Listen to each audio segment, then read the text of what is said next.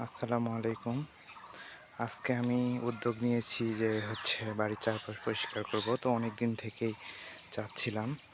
এই যে দেখেন আমি এই অবাঞ্ছিত কচু গাছগুলান কেটে ফেলছি, যেগুলোর কোনো দরকার নেই।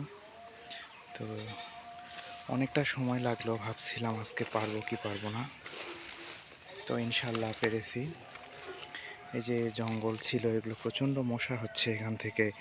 আপনার রাতে মানুষকে তো কামড়ায়, গরু ছাগলকেও কামড়াচ্ছে।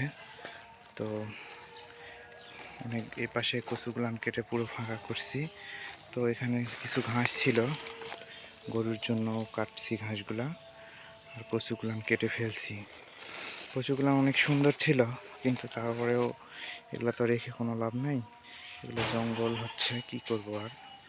তো সেজন্যই আর কি কাটা। তো আপনারাও যাদের বাড়ির আশেপাশে এরকম জঙ্গল থাকবে, তারা অবশ্যই এসব কাটবেন। আপনারা পরিবেশ ভালো থাকবে এবং আপনারা মশা মাছি থেকে সুরক্ষিত থাকবেন।